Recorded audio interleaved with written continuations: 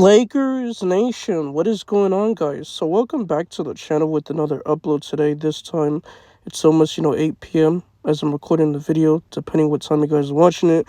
But we got lots of news, rumors to cover, particularly the Los Angeles Lakers, and we just got a recent, trade update. But before I get into the video and dive into this recent report and news, I'd really appreciate if you guys could do me a big favor to like each of my videos to get it to more people so my channel can grow bigger. Community audience really helps the algorithm.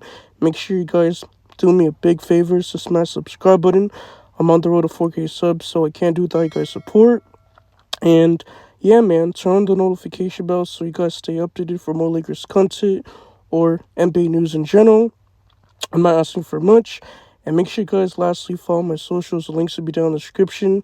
If you guys don't know who I am, my real name is Sharfield, so welcome with, open arms. But just make sure you guys keep respectful in the comment section.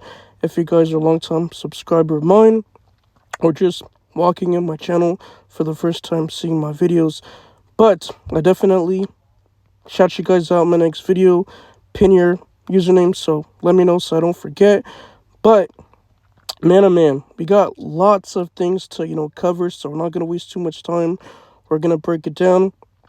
And just a quick reminder, I'm a little bit sick. I am feeling better, but I do have like a little, runny nose. So if I do cough in this video, I just want to let you guys know. But just bear with me. So I'm not going to waste too much time. Let's get back to today's video. So we just got a recent report pretty much, coming out from Legend Hoops on their Twitter account.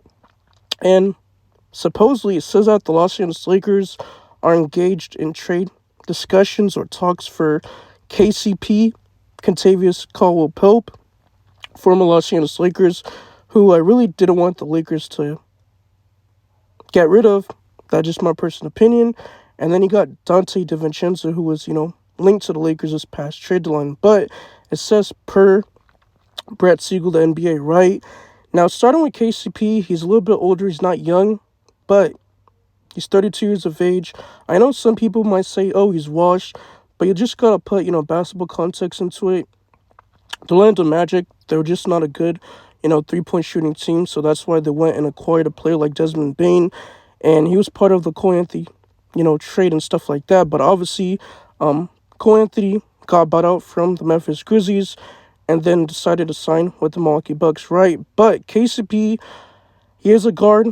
He can even play shooting guard and small forward, but he is a solid defender and a very good three-point shooter. He's won a championship with the Lakers back in 2019, 2020, and also the Denver Nuggets, championship in, what was it, like 2023, right? But he did walk from the Denver Nuggets, and in the following year, he signed with the Orlando Magic, and pretty much it was an overpay. He's making around roughly $21.6 million, so that's why they got off the KCP business, and he got traded to the Memphis Grizzlies, right? But pretty much the Memphis Grizzlies already had discussions that came out with KCP that he just isn't going anywhere, and they want to win a championship. Like, I don't know how that's going to happen. Like, I just don't see it, the way the Memphis Grizzlies are just constructed. By the way, didn't they extend Jaren Jackson Jr.? What's kind of funny is that he got injured, I believe, in a workout after that. He got his extension, right? It might have been like it, so correct me if I'm wrong.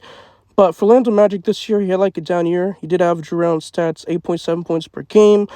He did shoot roughly 44% from the field, 2.2 rebounds, and 1.8 assists this season. So his three-point percentage did go down.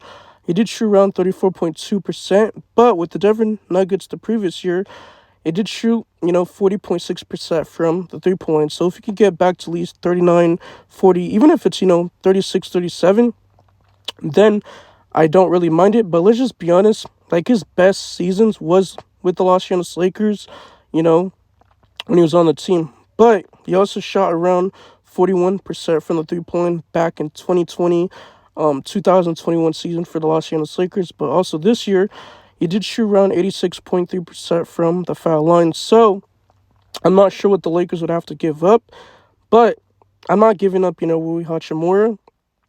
Maybe, Gabe Vincent, but the Lakers, their first apron team, so they're going to have to pay a little bit more money. They can't take on more, salary and stuff like that. But we'll see. Maybe they do dangle around Rui Hachimura. But also, the next player that I do want to talk about is Nickeil Alexander-Walker. I mean, not Nickeil Alexander-Walker. I mean, Donte DiVincenzo. That's so funny. I said Nickeil Alexander-Walker. But you guys know who I meant. But the Minnesota Timberwolves, they made it to the Western Conference, 2 years in a row. They traded Karl-Anthony Towns, last offseason. They just acquired Julius Randle.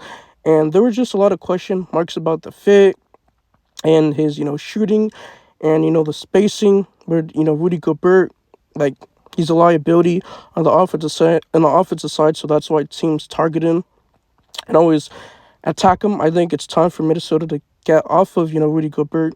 But they just extended, Julius Randle. He had a great season. Obviously, I'm pretty sure they're like the 7th seed, something along those lines. But second half of the season, they just step up because I know start of the season, they were just, struggling and stuff like that. Donte was, dealing with injuries and stuff like that, right? But also they just extended, Naz Reid. I'm pretty sure it was for like 5 years. He had like a player option.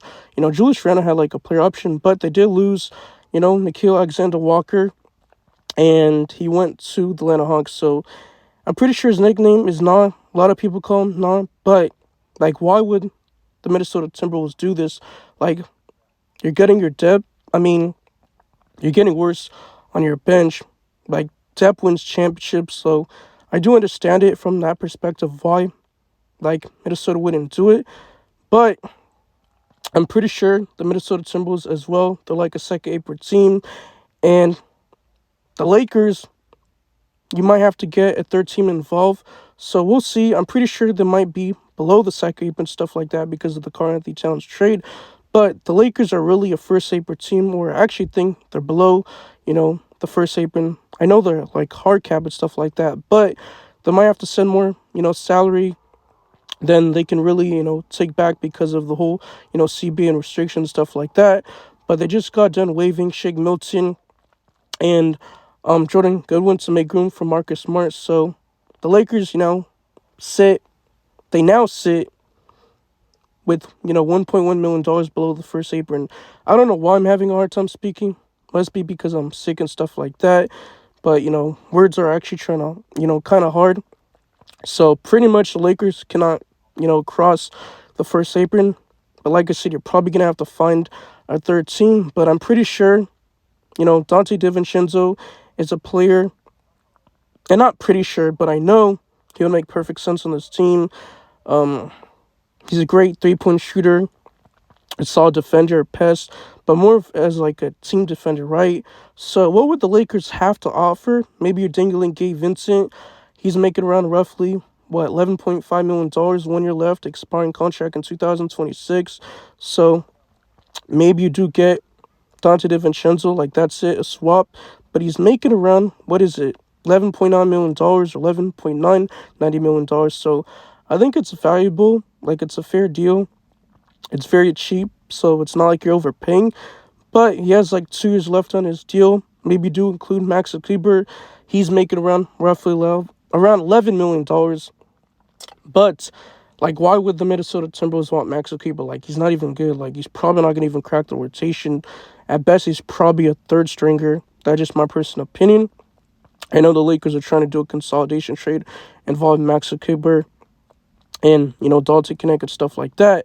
But Donte DiVincenzo, he's 28 years of age. He's young. He's listed at 6'4". A little bit, undersized as a guard, but he does weigh about 203 pounds. He does play the shooting guard, point guard position, but he's really known for his three-point shooting, like I said earlier. He is a versatile offensive player. He provides playmaking, high basketball IQ on both ends of the floor, especially him being tenacious on the defensive end. But he did shoot around 39.7% from the three-point line and across 42.2% from the field.